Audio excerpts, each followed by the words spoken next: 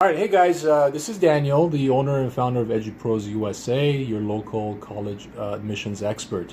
I haven't done an interview recently, but I'm excited to do one, and I have a special guest for you guys today. This guy next to me, I've known for a while now. We go back and we've worked together, and I think he's a good person to talk to today about college and cultivating your mind because he is a pastor. He has invested and worked with youth for a long time, which is what I do as a high school counselor. And the whole idea of intellectual development post high school is what we want to talk about today. His name is Artur Asadurian. He's a bright guy, and this is to inspire our young people that are watching to pursue higher education and talk about that. Hey, Arthur, you want to introduce yourself a little bit, your background, and where you went to college, and what college has done in your life? Yeah, my name's Arthur, as Daniel said. Full-time pastor in the midst of starting a hybrid junior high and high school with some friends. So there's a lot of exciting stuff. I'm a father of three. So I'm very interested in my kids' education. I wasn't very invested in my education in high school. Yeah. I think that's important to mention because I became interested and invested more in my education after high school. I have a bachelor's degree in biblical studies and a minor in education from Life Pacific College, which is a small private college in Glendora, San Dimas area. Right. I have a master's in philosophy from Biola University. And so education has always been a part of my journey. I've always wanted to be a teacher of sorts, and I think I've done that. So it's exciting. And my life has dramatically been changed because of educators I've had. And even in high school, certain people, certain teachers I had influenced me where I saw education as an important part of life. So Right. Arthur, talk about why it's important for someone in high school to pursue higher education. So, as you know, I work with high school students. I get them into the top colleges.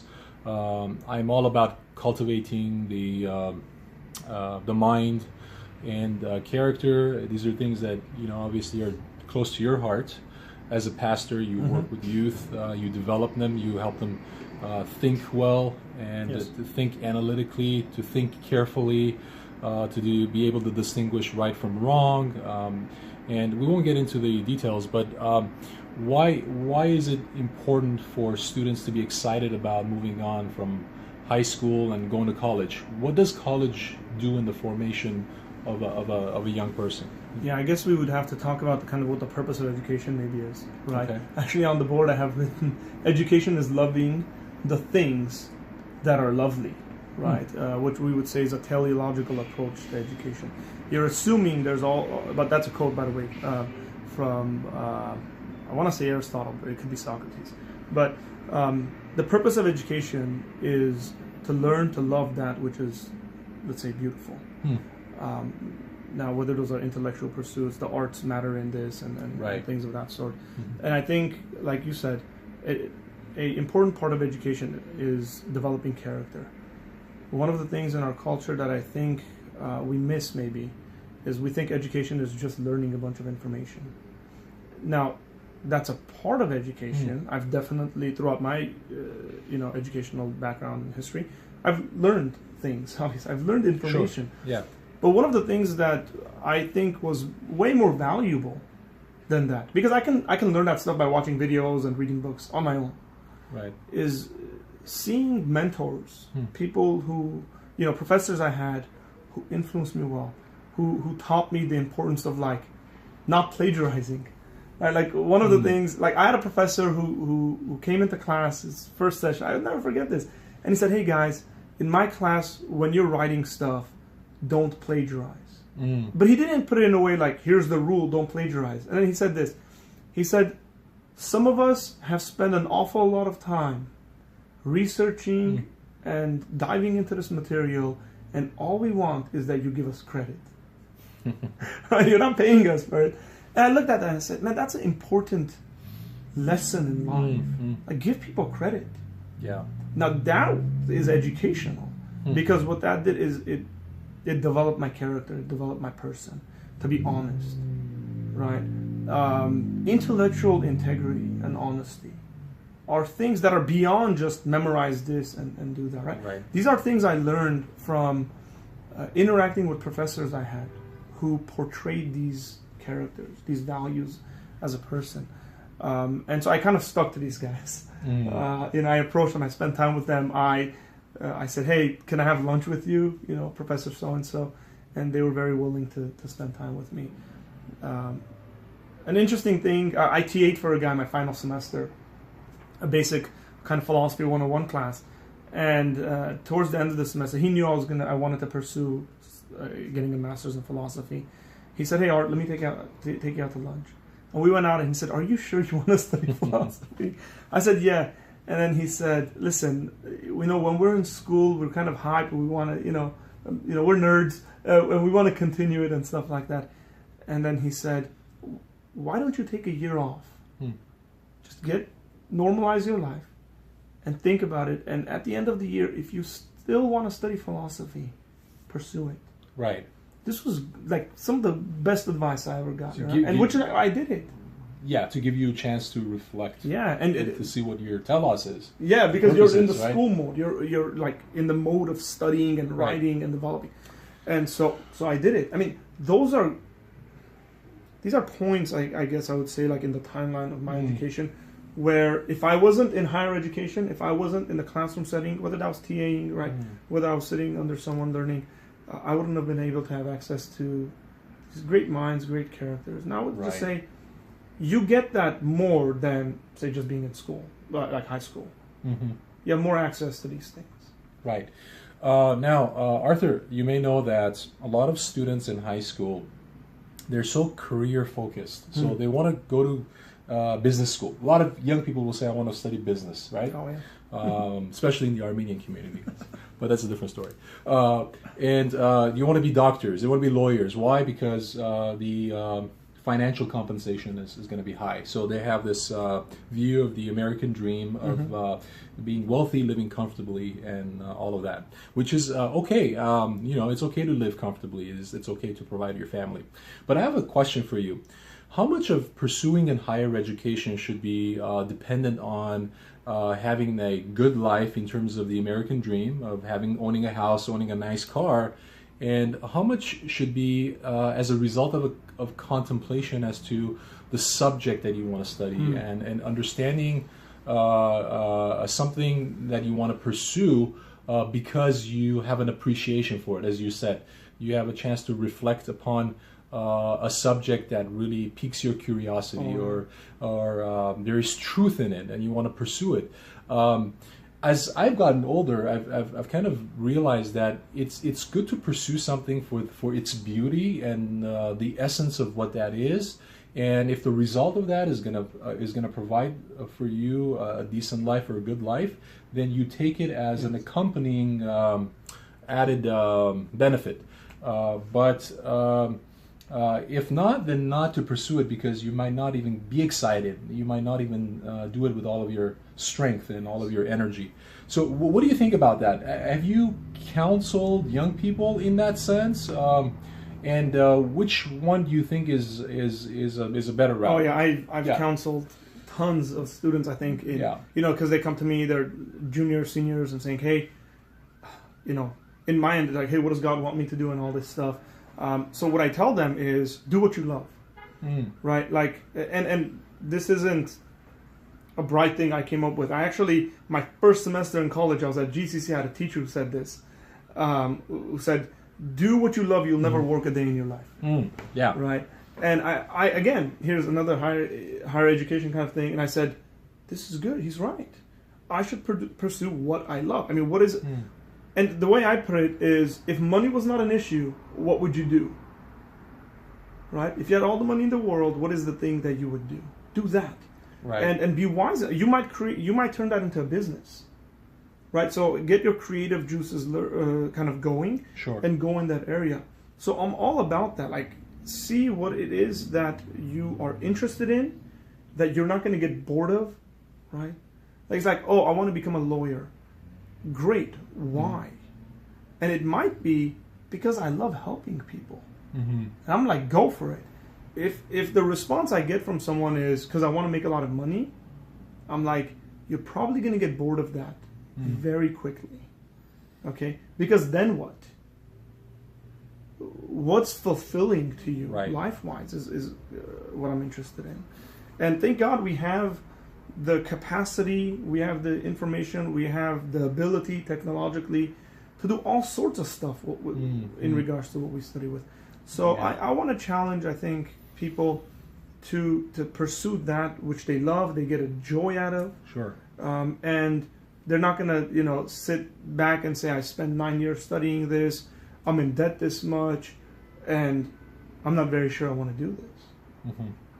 Good point. Because it's not even the money. It's you just spent 4 years of your life. You just spent 8 years of your life, 9 years of your life. That's a value nobody can give back to you. Right.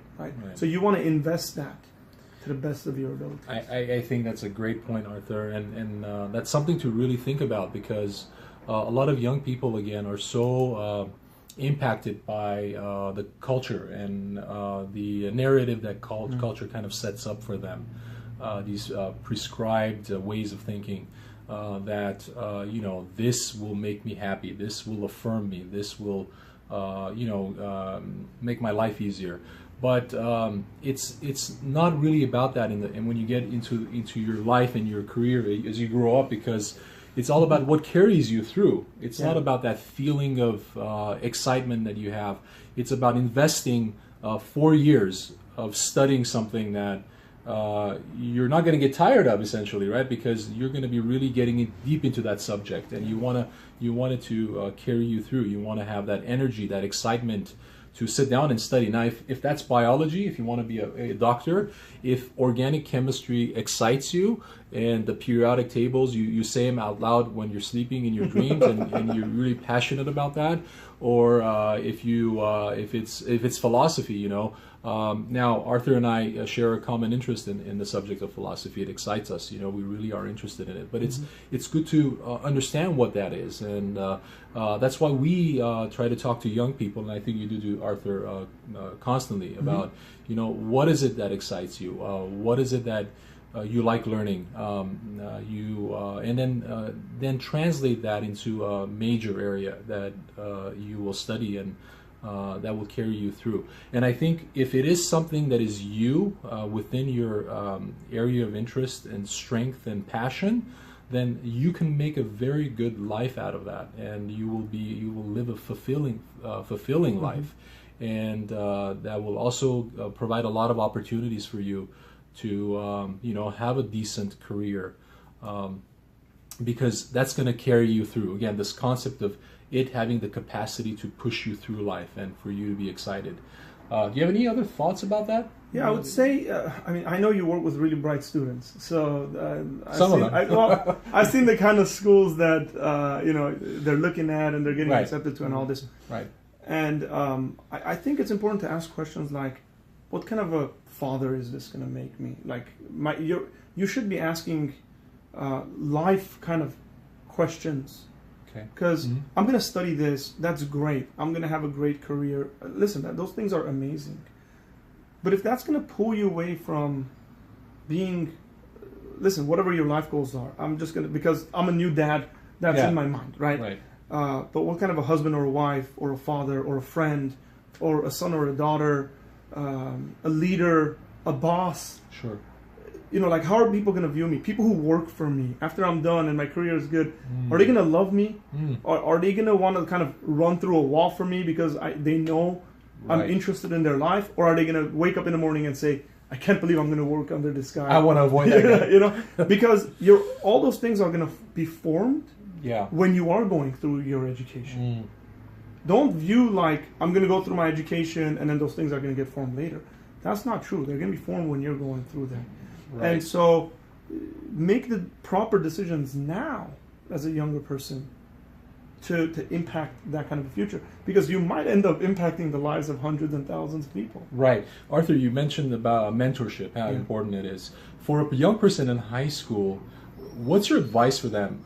They're usually alone, and usually their peers are the ones that are giving them advice, which we know, sometimes that's not a good thing, right? 8 out of 10 times it's not a good thing. So my question is, how can, for the parents that are watching out there, how can their son or daughter find a mentor? I think a pastor is a very good person, a spiritual leader, or even a wise uncle, or even a lawyer in the family, or a doctor in the family.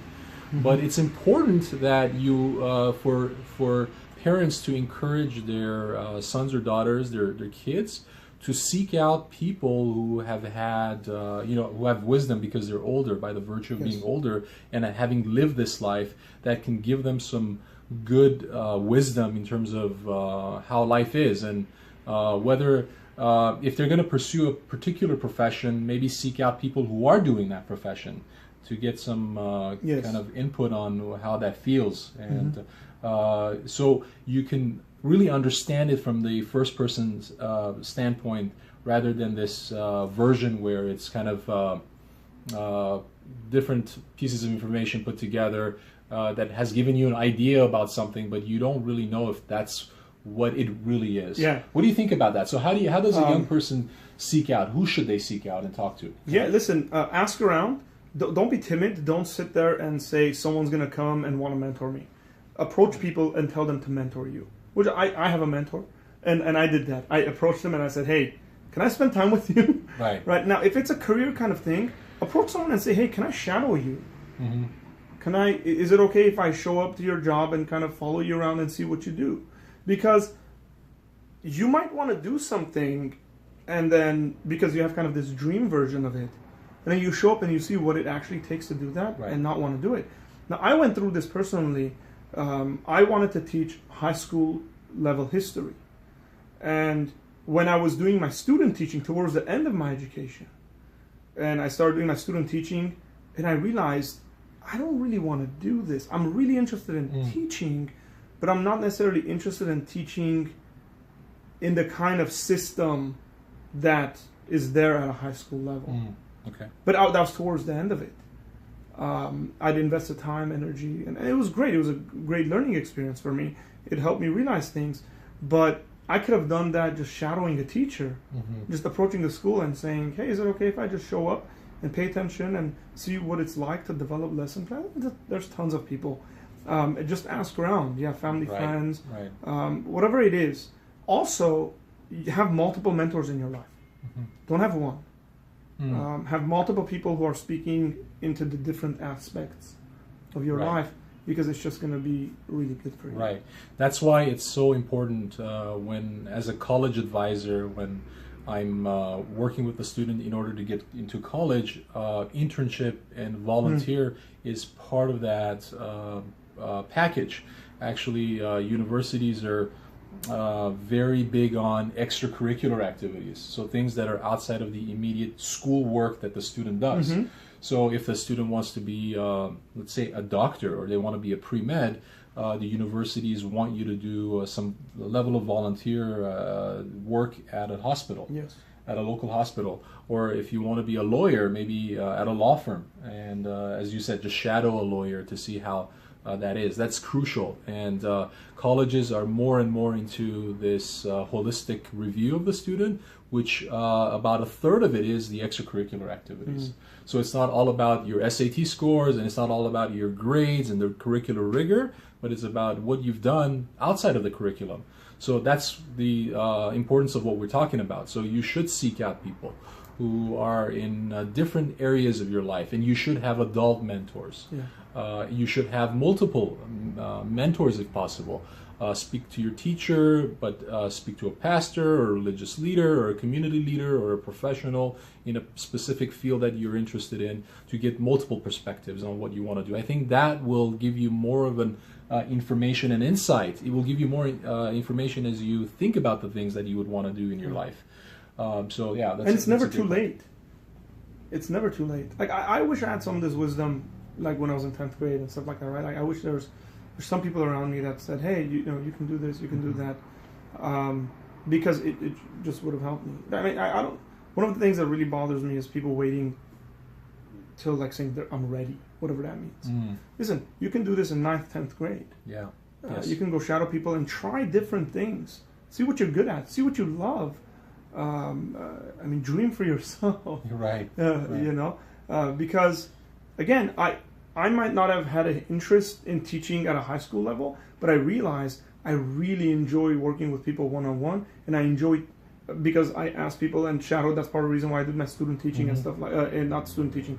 My TA work is I realized I really like it at a college level. Right. Like I pastor full time, but on the side I teach at a Bible college as well, and I enjoy that.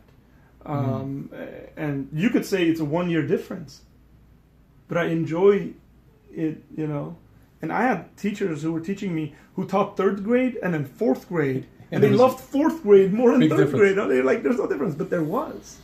And so just try that stuff. And Arthur, as we're going to be close to wrapping up, another question that I have is, I'm very big when I'm advising a family is about their student, their child, about developing their mind. And the way I do that is having them have access to the great works, kind of the classical works in Western civilization, or kind of looking at some of the philosophers, some people in the literary area, and some people who were in mathematics. So if you're going to study mathematics, why don't you read about Isaac Newton, for example, who was one of the founders of calculus, or Pythagoras, even if you want to go back all the way to the Greeks. But I think it's important when students study a subject now that it's not separated from its roots. And I know you got the itches, you got excited.